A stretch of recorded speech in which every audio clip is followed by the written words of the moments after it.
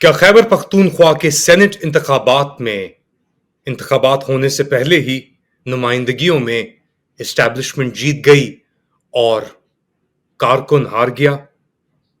نہیں، ایسا نہیں ہوا. ابھی بھی کچھ لوگ ڈٹے ہوئے ہیں. لیٹ علی شو یو کے اس ایپیسوڈ میں آپ سب کو خوش آمدید. Do like, subscribe and share this content. رات لمبی ضرور ہے اور اندھیری ضرور ہے، اور رکاوٹیں اور ناکامیاں اور شکست سے بھری ہوئی بظاہر طور پہ تو نظر آ رہی ہے، لیکن ابھی بھی کچھ لوگ ہیں جو سر جھکانے کے لیے تیار نہیں ہیں. وہ اپنا سر قلم کر دیں گے لیکن جھکیں گے نہیں. اور پچھلے کچھ دنوں میں جو ہم نے یہ جذبہ، یہ قوت، یہ لڑائی دیکھی ہے پاکستان تحریک انصاف کے کارکنان کے اندر، اس کی مثال ہمیں شاید پچھلی کئی دہائیوں میں نظر نہ آئی ہو.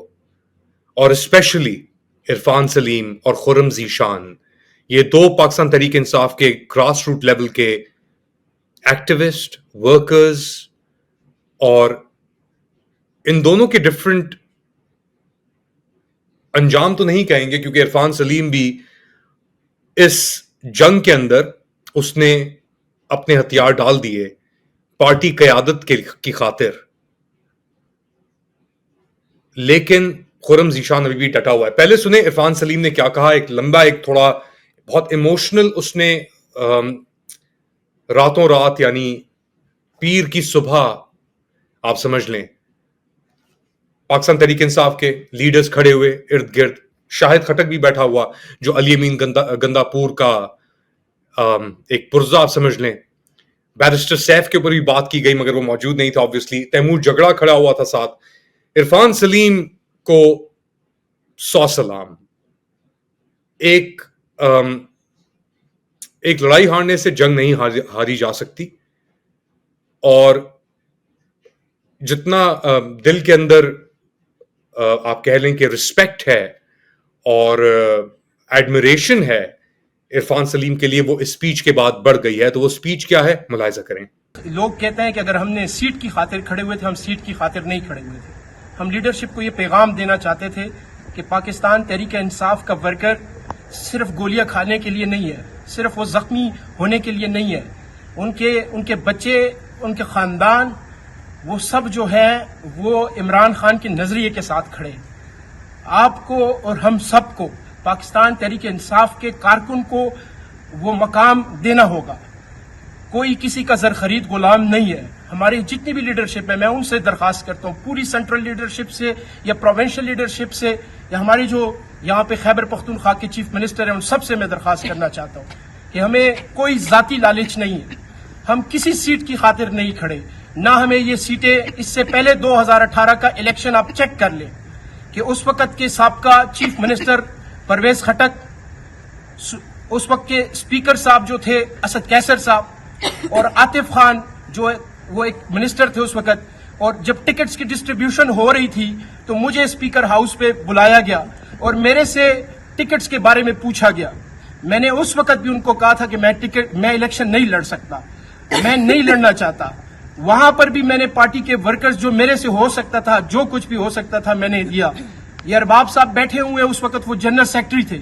انہوں نے مجھے کہا کہ آپ اپنے حلقے کا الیکشن کیوں نہیں لڑتے. میں نے کہا میرے پاس پیسے نہیں ہیں.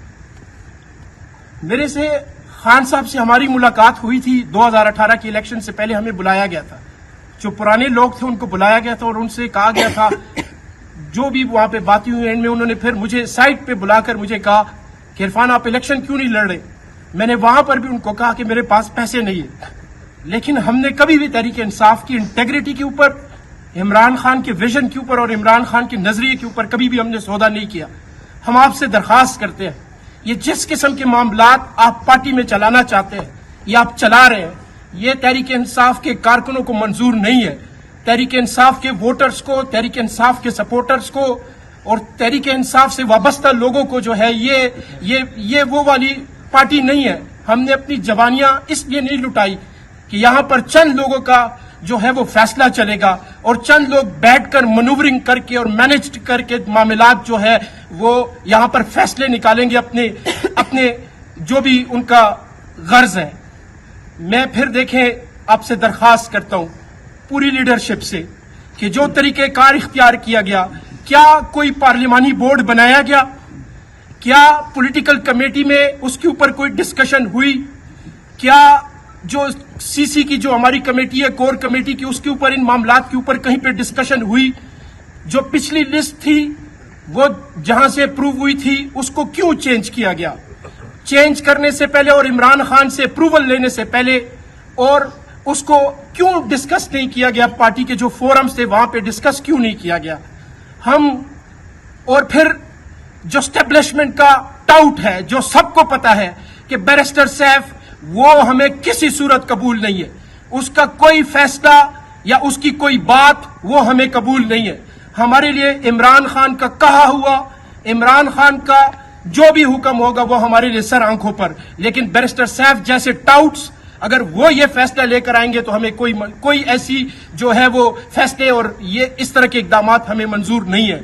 تو یہ تھے عرفان سلیم, اور یہ انہوں نے دو ٹوک آ کے بات کر دی کہ جی قیادت کے پرانے لوگ کہہ رہے ہیں کہ ہتھیار ڈال دو تو میں نے ڈال دیا. عرفان سلیم نے تو ہتھیار ڈال دیے, لیکن خرم ذیشان ہتھیار ڈالنے کے لیے تیار نہیں ہے.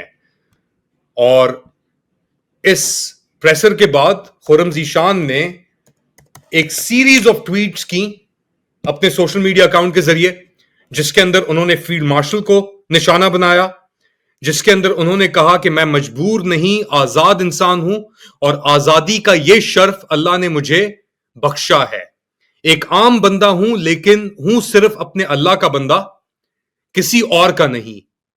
اللہ کے کرم کے بغیر میری کوئی اوقات نہیں ہے, کوئی حیثیت نہیں ہے, اس لیے میں کوئی دعویٰ نہیں کر سکتا, بس اپنے رب سے بہت ہمت اور استقامت کی توقع مانگ سکتا ہوں. اگر ہار جیت کی بات ہے تو میں جیت چکا ہوں, کیونکہ میرا مقصد سینیٹر بننا نہیں بلکہ اشرفیہ کا تکبر پاش کرنا تھا, جو بند کمروں میں بندر باٹ کرتے ہیں اور بلا مقابلہ آ جاتے ہیں. اس سے زیادہ اہم وجہ خان صاحب کے دشمنوں سے ہاتھ ملانے سے انکار تھا, جو الحمدللہ نہیں ملایا اور نہ کسی سے ملایا جائے گا.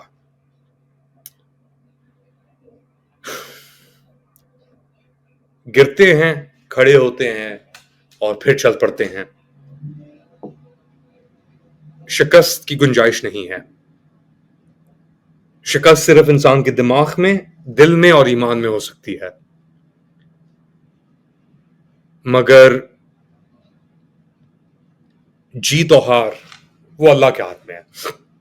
ہماری صرف کوشش ہے, جیسے خرم ذیشان کی کوشش تھی, جیسے عرفان سلیم کی کوشش تھی, اور انہوں نے واقعی ہی میں حقیقتاً ان سب قوتوں کو جو یہ گیم کھیل رہی ہیں, سیاست کر رہی ہیں, فسطائیت کو چادر اوڑھنے کی کوشش کر رہی ہیں, جمہوریت کی چادر فسطائیت کے اوپر, وہ سب چیزیں اب کھل کے سامنے آ گئی ہیں.